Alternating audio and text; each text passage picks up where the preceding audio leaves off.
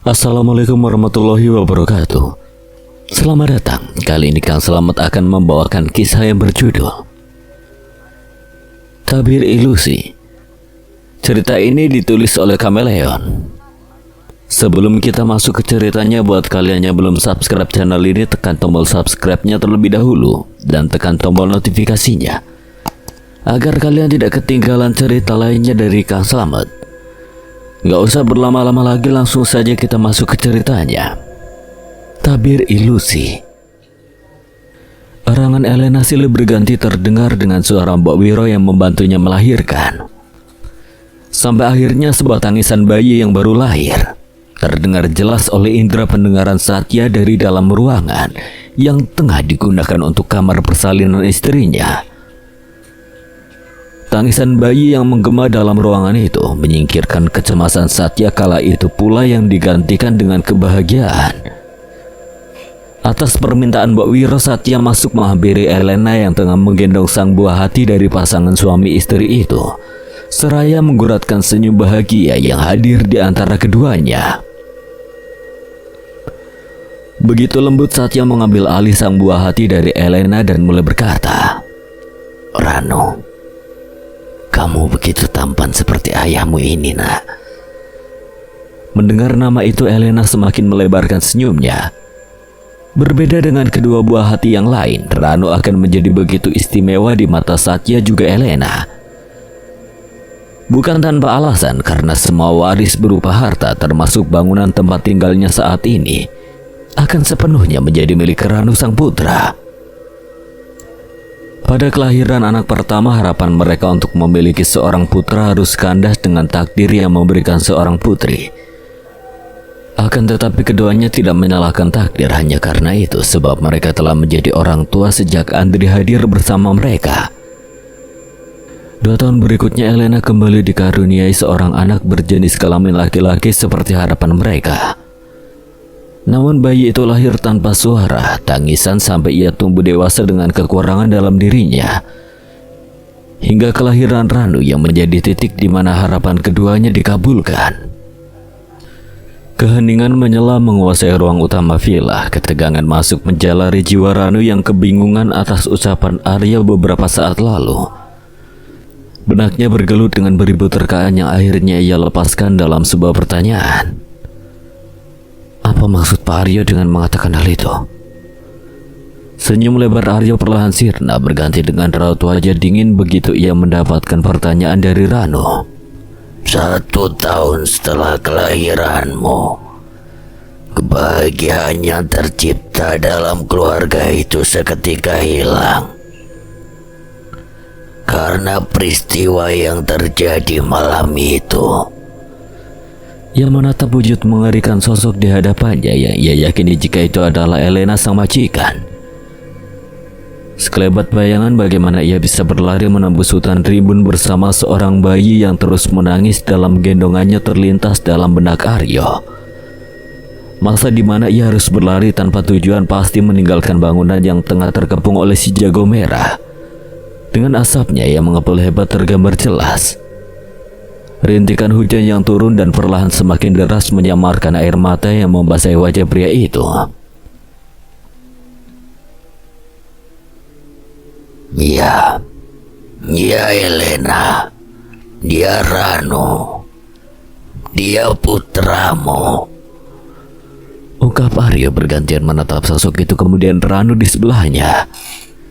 Karena ucapan Aryo terdengar begitu tulus dan jujur, sosok mengerikan itu kemudian mengambil wujudnya sebelum ia tiada, di mana wajah cantik dan rupawan seorang wanita tengah diperlihatkan.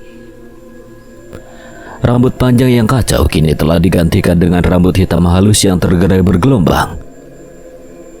Elena. Wanita itu hadir dengan rupa yang selama ini ia perlihatkan pada Devanka. Terlepas dari kengeriannya, pemilik wajah itu mengukir senyum sumringah seraya menatap keberadaan Ranu dengan sorot matanya yang begitu dalam penuh arti. "Ranu putraku, ini ibumu, nak." Ranu terdiam terpaku tak menanggapi sedikit pun perkataan Elena. Ia ragu antara percaya dan tidak atas apa yang telah ia dapati saat ini. masih mengombang-ambingkan perasaannya. Di sisi lain, dengan memanfaatkan kesempatan yang ada, Bimo sesegera mungkin mendekat pada sang putra kemudian membawanya menjauh dari Elena. Kedatangan Devanka dalam dekapan Bimo disambut pelukan hangat oleh Indira dengan tangisannya. Selama ini saya memang tidak pernah menceritakan sedikit pun tentang orang tuamu padamu. Saya sengaja menyembunyikan hal ini karena saya tidak ingin membuatmu merasa sedih nantinya. Air mata Elena mengalir tak tertahankan, menetes membasahi kedua sisi wajahnya dengan terus menatap sang putra. Ranu pun mulai melemah karena sorot mata Elena yang begitu tulus. Ia dapat merasakan bagaimana kehangatan seorang ibu hanya dari tatapannya. Rano. Karena emosi, sedih dan bahagia yang tengah bercampur, Ranu mengambil langkah besar menghampiri sang ibu yang masih setia berdiri di ambang pintu kamar Devanka. Bersama cairan bening yang mulai menetes, Ranu memeluk Elena begitu erat. Emosi yang beradu Ranu tumpahkan dalam pelukan sang ibu. Tangisan rindu pecah di antara keduanya kala itu pula. Elena rasakan tubuh kekar Ranu dalam pelukan dengan tangannya yang sesekali mengelus hangat punggung sang putra. Ibu sangat rindu denganmu, nak. Tukas Elena sembari melepas pelukannya, kemudian beralih meraba halus wajah Ranu hingga keduanya saling bertukar pandang. Ranu hanya bisa menunduk dalam kesedihannya, tidak kuasa menatap mata indah sang ibu. Akan tetapi Elena mengangkat pandangan putranya itu, membuat keduanya kembali saling terpaut dalam sorot kasih sayang antara seorang ibu dan anaknya. Maafkan ibu, nak. Maafkan ibumu ini yang tidak bisa menjaga dan merawatmu. Tidak, ibu. Tidak. Ibu tidak perlu minta maaf padaku. Sekali lagi maafkan ibu, nak. Tidak, ibu. Dengan ibu yang membawaku lahir ke dunia ini saja itu sudah lebih dari cukup untuk Ranu, Bu. Secara tiba-tiba berbarengan dengan kata terakhir yang Ranu lanturkan lirih, Andri yang selalu setia bersama sang adik ini hadir begitu saja di kedua sisi Elena. Disusul berikutnya dengan kemunculan Suwarno yang turut bergabung dengan wanita itu. Bagaimana bisa Ranu tidak terkejut dengan apa yang terjadi detik itu? Bersamaan dengan itu, sepasang mata rentan Aryo mulai memanas. Emosi dalam dirinya memperolok air mata pria parubaya itu untuk menetes karena kehadiran Suwarno, sang adik di sana. Dari arah lain, Delisha yang masih bersimpuh bertahan bersama Radendra yang tidak lagi bernyawa, baru saja menyadari jika kedua anak itu adalah sosok yang pernah ia lihat ketika pertama kali ia menginjakan kaki di tanah bangunan ini. Hingga Devanka yang berucap dengan lantang memanggil Danudra dan Andri sebagai temannya. Hal itu mengejutkan kedua orang tua anak itu serta Delisha, bahkan juga Bi Ajeng yang seketika menutup mulutnya dengan sebelah tangan. Bukan hanya karena disebabkan oleh ucapan Devanka mengenai temannya saja yang mampu mengejutkan Bi Ajeng, melainkan juga karena kehadiran sosok Suwarno yang selama ini menemaninya di dapur ternyata telah tiada. Mereka berdua adalah saudaramu, Andri dan ini Danudra. Kenapa semua ini harus terjadi pada kalian? Kenapa? Sudahlah Rano, ini semua sudah menjadi takdir kami. Waktu hanya mengizinkan kami hidup hingga kamu lahir, anakku. Perkataan yang Elena tuturkan semakin membuat Ranu begitu merasa terpukul dan bersedih. Ia menunduk seraya berharap jika semuanya tidak pernah terjadi dengan air matanya kembali menetes, mengalir pada wajah yang telah basah. Terima kasih Pak Aryo karena telah menjaga dan merawat Rano. Elena kembali berucap. Kali ini ia tunjukkan pada Aryo di balik punggung Ranu, disusul dengan anggukan serta senyum Aryo. Pak Aryo, kau telah bekerja keras selama hidupmu untuk membesarkan putraku. Jasamu akan terus kami ingat. Wanita itu menghentikan ucapannya sesaat karena mulutnya yang mendadak terasa keluh hanya untuk berucap. Dan sekarang kami harus pergi. Bukan tempat kami seharusnya di sini. Karena ucapan Elena yang memberitakan kepergiannya, Ranu cepat mendongak menatap wanita itu nanar dengan sorot matanya yang meredup. Ia begitu terkejut dengan penuturan sang ibu untuk pergi disebabkan oleh pertemuan Ranu dengan keluarganya yang hanya berlangsung beberapa saat. Apakah harus kembali berpisah? Seakan tahu apa yang tengah Ranu pikirkan dari raut wajahnya, Elena meraih kedua tangan puterannya itu dengan tetap mengembangkan senyum sumringah. Berbeda dengan air wajah sedih dan kecewa Ranu. Maafkan ibu, nak, tapi kami harus tetap pergi, ucap Elena dengan wajah berseri memanipulasi luka sebenarnya dalam hati. Ibu sudah sangat lega, nak, bisa melihatmu tumbuh dewasa dengan sehat. Tapi Bu, kamu akan baik-baik saja, nak, karena kamu telah terbiasa sendiri hingga kamu dewasa seperti ini. Ranu hanya bungkam, tidak mampu untuk menyangga ataupun membantah ucapan Elena. Mulutnya terasa begitu berat hanya untuk terbuka. Selamat tinggal, nak. Pamit Elena yang kemudian berbalik diikuti oleh Andri dan Danutra serta Suwarno yang melakukan kontak mata terakhir kali dengan sang kakak, Aryo. Mereka yang akan pergi kini telah berbalik sempurna. Elena menggandeng tangan Andri juga Danutra yang berada di kedua sisinya. Hingga secara bersamaan mereka semua melangkah pergi memasuki pintu kamar Devanka yang terbuka lebar. Ranu hanya bisa menatap kepergian keluarganya dengan hampa, begitu pula dengan Aryo yang harus ditinggalkan sekali lagi oleh Suwarno. Bahkan Devanka pun merasa sangat sedih karena kepergian kedua temannya. Kecewa, kekesalan, kesedihan silih berganti menyeruak menguasai emosi Ranu. Hingga beberapa saat kemudian mereka yang pergi menghilang dari pandangan Ranu juga yang lain saat pintu kamar itu tertutup dengan sendirinya, diiringi suara engsel yang berkarat. Ranu terpekik sembari melangkah untuk meraih gagang pintu dan membukanya. Akan tetapi saat pintu itu benar-benar terbuka sempurna, Ranu tidak sedikit pun mampu menemukan sosok sang ibu. Kedua saudaranya, bahkan juga Suwarno di dalam sana. Ruangan itu hanya menyisakan ruang kosong dengan furnitur yang mengisi di dalamnya seperti semula.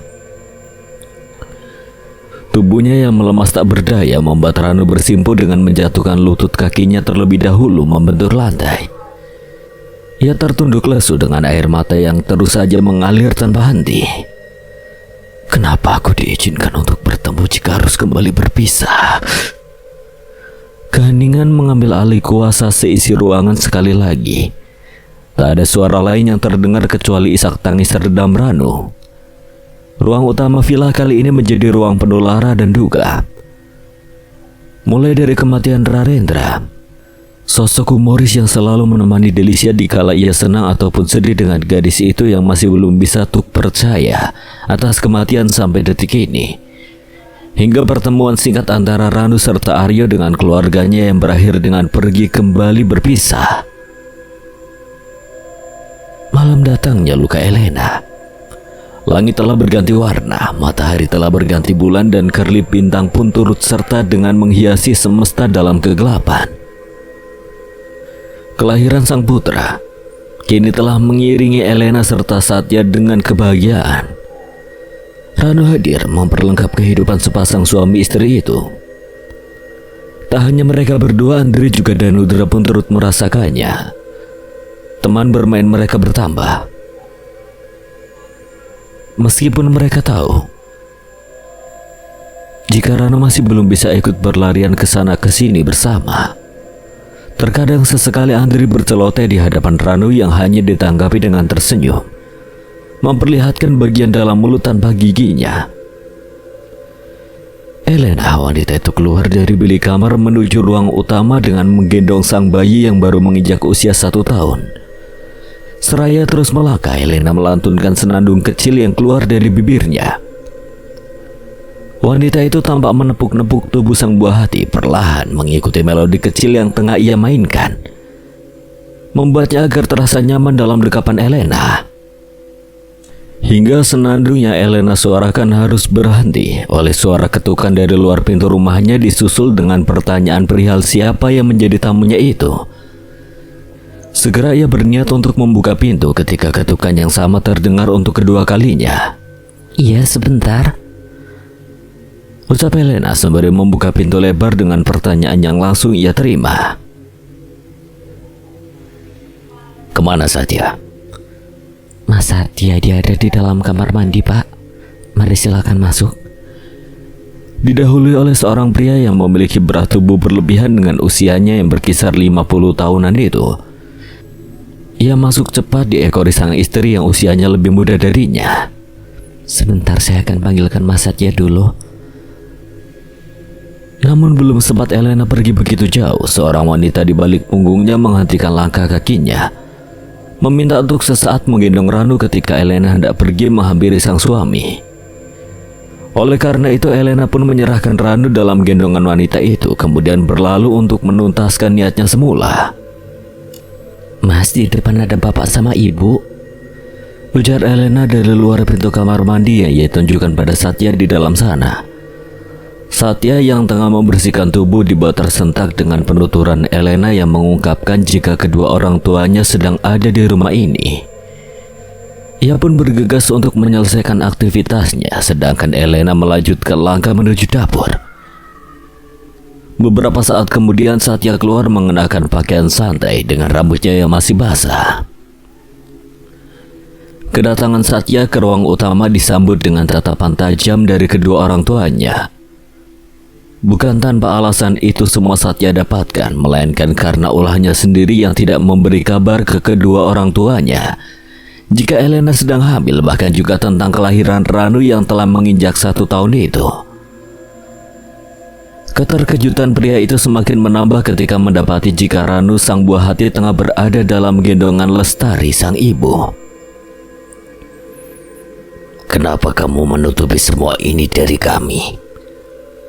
kenapa kamu tidak memberitahu ibu atas kelahiran cucuku ini ya?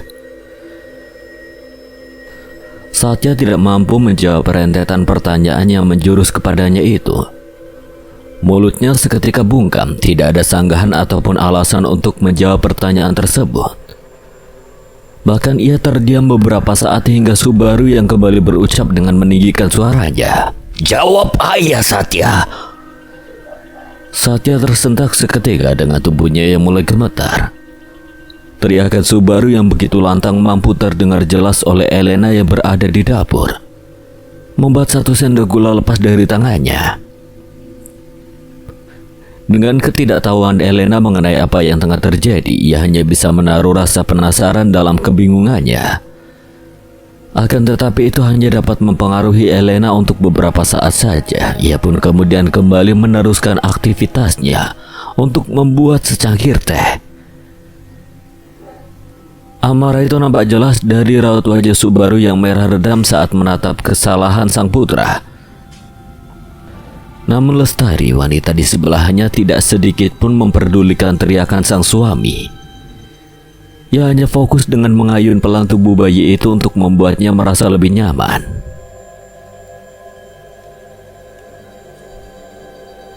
Tidak seharusnya kamu melakukan ini, Satya, ucap Lestari dengan memainkan nada bicaranya sembari terus menatap sang cucu dalam.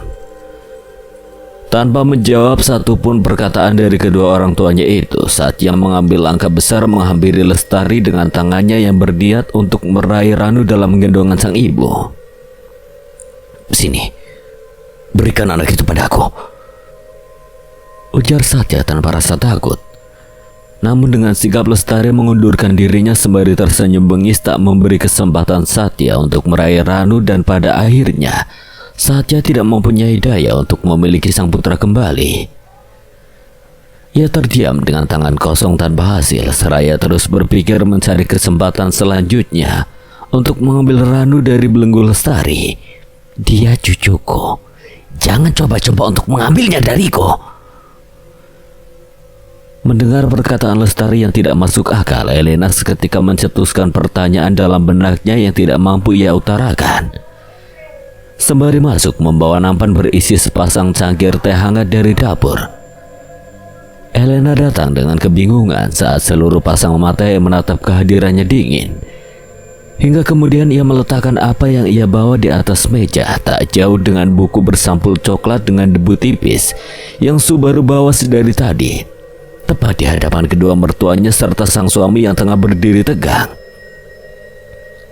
Silakan diminum, Pak, Bu. Ada apa ini? Kenapa ruangan ini terasa sangat canggung? Ayo silakan duduk. Karena instruksi Elena, Lestari yang tetap fokus menggendong Ranu kini mengambil posisi duduk di sofa panjang, tepat sebelah Subaru. Sang suami, Satya, pun melakukan hal yang sama. Duduk di sofa single dengan pandangannya yang terus menatap Ranu dalam dekapan wanita itu. Diikuti oleh Elena yang bersandar pada sisi sofa kedudukan Satya. Silakan diminum, Pak, Bu, tehnya. Hanya milik Subaru yang diangkat. Ia mengambil satu tegukan kecil untuk meminumnya, lalu meletakkan kembali cangkir yang diangkat pada posisi semula. Hening kembali hadir, canggung pun turut menyela. Elena yang kemudian dengan berani ia berusaha sekali lagi untuk mencairkan suasana. Ada apa dengan... Sini berikan putraku. Elena dibuat tersentak karena kalimatnya yang terpotong keras oleh ucapan Satya yang meninggi, mengakibatkan mimik wajah Lestari yang semula tersenyum sumringah di hadapan sang cucu perlahan sirna, digantikan dengan emosi wajah yang memerah sembari mengangkat pandangannya menatap Satya tajam. Sudah aku katakan tadi, ini cucuku dan tidak ada yang bisa mengambilnya dariku. Elena kembali memperlihatkan kebingungannya sesaat setelah mendengar ucapan Lestari yang begitu penuh emosi. Bahkan ia sulit untuk mencerna setiap perkataan wanita itu. Apa maksud perkataan ibu tadi, Mas? Apakah suamimu tidak pernah menceritakan semua ini pada dirimu? Apa ini, Mas? Apa kamu tahu apa yang selama ini Satya lakukan untuk menghidupi dirimu dan anak-anakmu? Elena hanya menggeleng pelan karena ketidaktahuannya. Berbeda dengan Satya yang mengepalkan kedua tangan kuat pada sisi sofa dan mulai mengeluarkan keringat dingin dalam tubuh bergetar. Satya, dia telah membuat sebuah perjanjian dengan iblis yang memberikannya kekayaan, bahkan kalian pun menikmati hasil dari semuanya, dan sekarang iblis itu meminta tumbal, yaitu bayi yang masih muda. Elena begitu tersentak atas apa yang telah ia dengar dari penuturan mertuanya, membuat ia seketika menatap Satya di sebelahnya dengan tatapan nanar, penuh pertanyaan dengan penyangkalan dari apa yang Subaru ucapkan. Apakah yang diucapkan itu semua benar, Mas?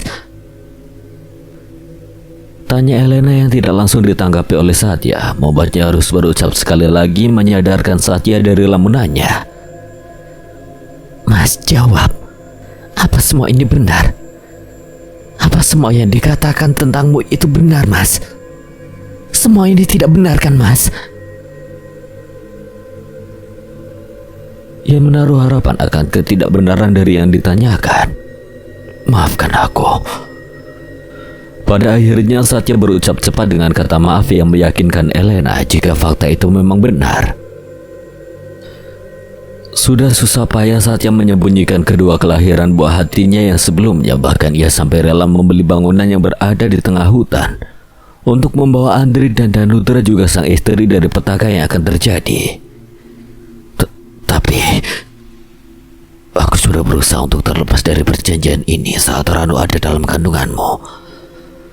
Bahkan aku sampai menutupi kelahiran semua anak kita dari orang tuaku.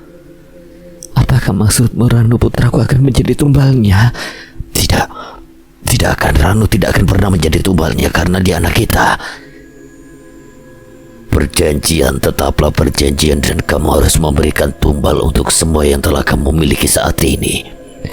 Jika tidak ingin ayah dan ibumu yang mati sebagai tumbalnya. Satya seketika dirasuki rasa bingung dan bimbang. Ia tidak tahu harus memilih yang mana untuk menyelesaikan masalah ini. Satya hanya bisa diam membungkam untuk beberapa saat. Hingga Lestari yang tiba-tiba bangkit dengan ucapannya, "Ayo kita pulang ya." Berhenti di situ. tak tinggal diam, Elena pun membuat langkah besar untuk mengambil sang buah hati dalam dekapan Lestari. Terjadi perkelahian di antara keduanya dengan beradu rebut. Lestari yang tetap mempertahankan kekeh bayi itu dalam gendongannya, berlawanan dengan Elena yang mencoba untuk melepaskan Ranu dari belenggu. Lepaskan putraku. Tidak akan pernah aku lepaskan anak ini karena anak ini adalah milikku. Lepaskan, aku mohon, lepaskan putraku. Karena mendengar keributan yang bersumber di ruang utama, Aryo yang dibuntuti Suwarno pun hadir dengan keterkejutannya mendapati situasi yang tengah terjadi. Aryo, Suwarno, tolong saya untuk melepaskan Ranu darinya. Cepat. Kalian berdua diam, jangan ikut campur urusan ini. Hardik Subaru yang membuat Aryo serta Suwarno mundur tidak lagi melangkah. Perebutan kasar Ranu terus berlangsung begitu sengit tanpa ada yang mau mengalah sedikit pun. Di sisi lain, Satya hanya bisa melihat tanpa membela siapapun dalam posisinya saat ini. Bahkan ia tidak mampu untuk membantah perintah sang ayah yang meminta Aryo dan Suwarno berhenti. Kenapa kalian berhenti? Cepat, ayo bantu saya. Ucap Elena tanpa ada yang bergerak sedikit pun untuk membantu pergulatannya. Hingga Elena terdorong oleh Lestari dan terpelanting cukup keras ke dasar lantai dengan kedua tangannya yang sampai terlebih dahulu untuk menyangga, menahan tubuhnya saat mendarat. Tak ada sedikit pun yang bersimpati untuk membantunya berdiri, apalagi untuk membantunya mengambil alih sang putra dari belenggu Lestari. Tubuh Elena yang terdorong hingga membentur lantai disaksikan jelas oleh kedua buah hatinya dari ambang pintu kamar mereka. Dengan air mata yang mulai menetes, keduanya segera berlari cepat menghampiri Elena yang tidak berdaya hanya untuk bangkit. Ibu tidak apa-apa. Kalian berdua cepat bawa mereka bertiga ke gubuk di belakang bangunan ini. Ayo cepat. Baik, Tuan. Sesuai perintah yang didapatkan dari Subaru, mereka berdua menyeret Elena, Andri serta Danudra dengan paksa menuju titik tujuan. Pemberontakan hebat dari Elena begitu menguras tenaga. Aryo yang membawanya dengan rasa luka dan tidak tega di hatinya. Sesampainya di sana, Subaru pun membuka pintu hingga memperlihatkan 4 kursi yang berjajar di dalamnya dan dengan bergantian semuanya masuk. Tubuh Elena didudukan kasar oleh Aryo di kursi nomor 3, begitu pula Suwarno yang menempatkan Andri serta Danudra di kursi nomor 1 dan 2. Tangan ketiganya diikat rapat di bagian belakang kursi masing-masing dengan satu tali yang mengikat ketiganya sekaligus. Teriakan pembelaan pemberontakan terus Elena dan kedua buah hatinya lakukan dengan sekuat tenaga. Akan tetapi itu semua menjadi sia-sia karena Subaru yang tidak berniat untuk melepaskannya.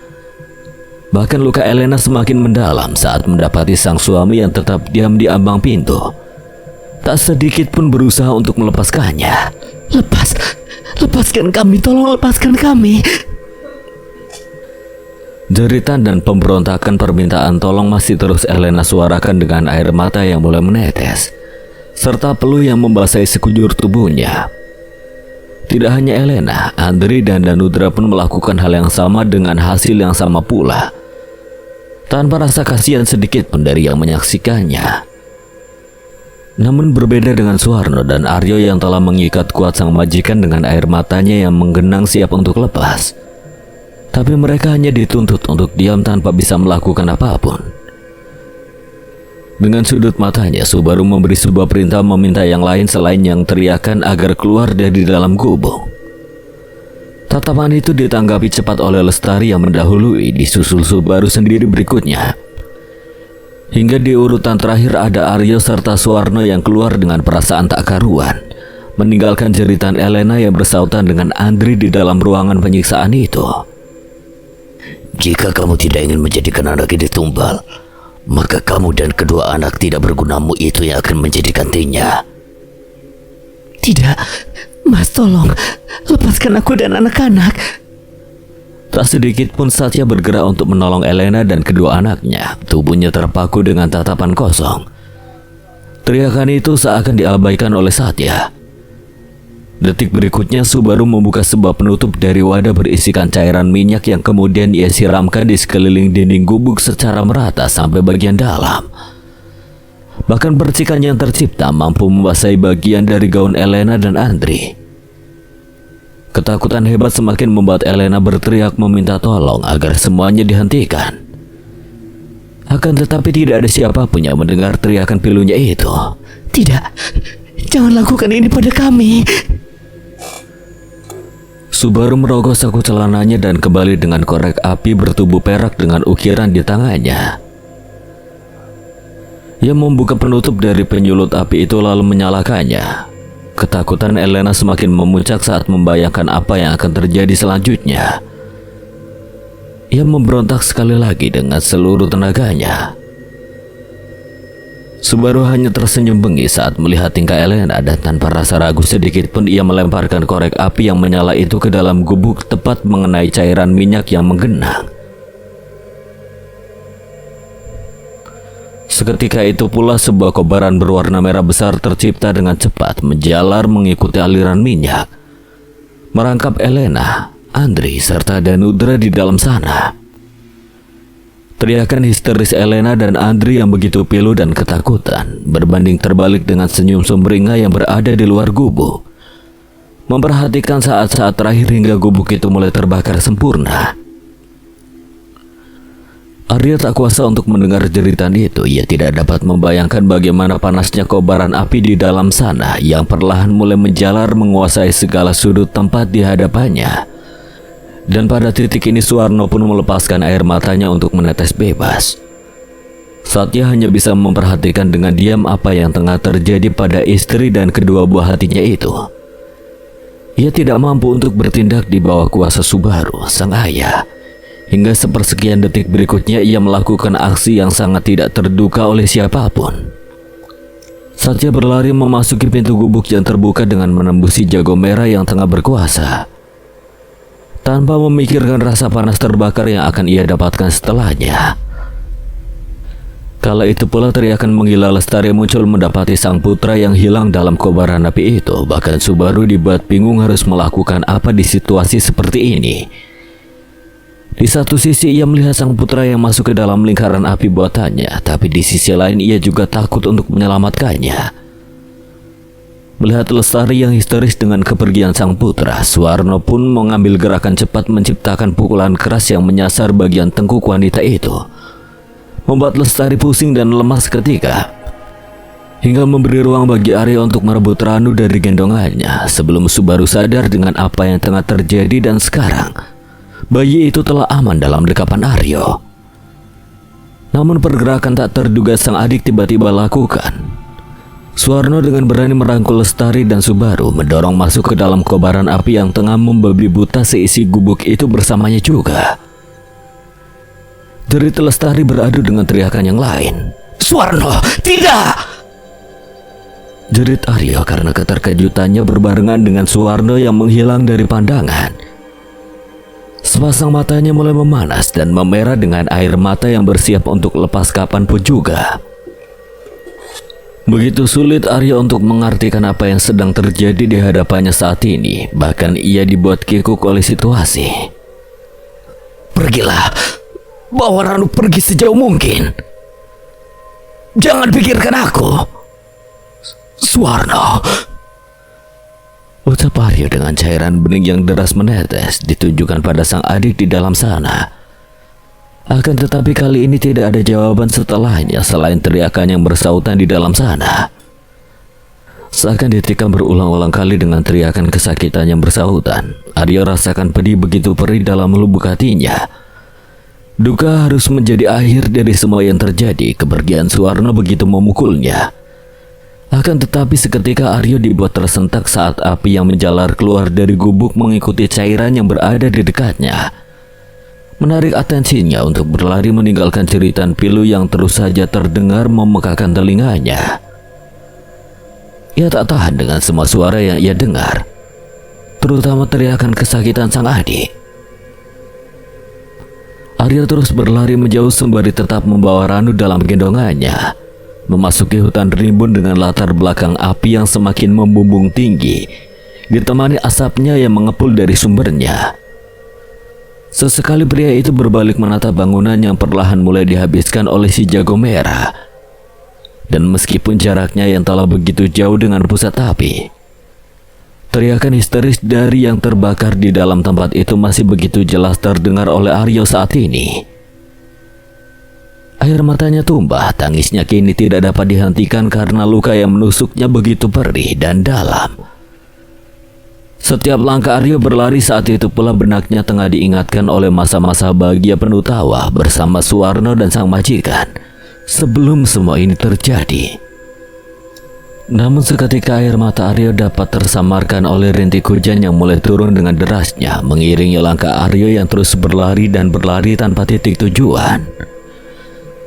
Hampir tengah hari waktu kini menunjukkan, akan tetapi sang surya tidak begitu menampakkan wujudnya karena sinarnya yang tenggelam dalam langit gelap.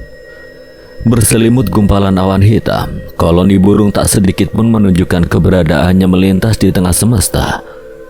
Hanya semilir angin dingin yang hadir menerpa dedaunan membuatnya bergerak beriringan, seakan ikut dalam duka yang dirasakan para peziarah.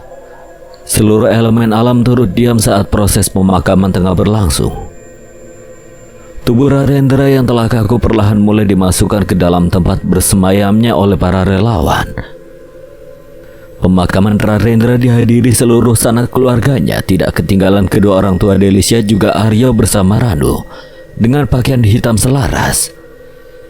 Di sisi lain orang tua dari Rarendra, terutama Arsita sang ibu yang berdiri dalam pelukan Delicia, menumpahkan air matanya tanpa henti, membanjiri wajahnya yang telah basah sedari tadi.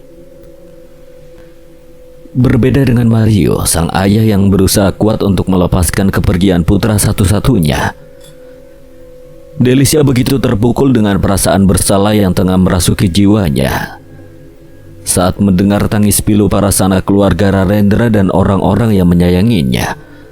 Bahkan ia berulang-ulang kali mengumpat dan menyalahkan dirinya sendiri atas kematian Rarendra. Sakit membuatnya tak kuasa untuk mendengar tangisan yang bersautan itu. Maafkan Delicia, Tante. Maafkan aku. Ini semua gak akan pernah terjadi jika Rarendra tidak mengikuti aku ke villa. Arsita tetap bungkam dengan isak tangis tak menanggapi ucapan Delicia. Ia memang tidak bisa mengkhianati kekecewaannya atas kematian Rarendra. Saat putranya itu yang pergi menghampiri Delicia, kekesalan tetap ada dalam diri Arsita meskipun ia telah mengikhlaskan semua yang terjadi. Tanpa henti Delicia terus bergumam dengan rasa bersalah yang ia utarakan dalam ucapan permintaan maafnya tanpa tanggapan. Bel sekolah yang menunjukkan waktu istirahat telah tiba baru saja berbunyi dengan nyaring, memperolok seluruh siswa SMA Cakrawala untuk menghentikan pembelajaran.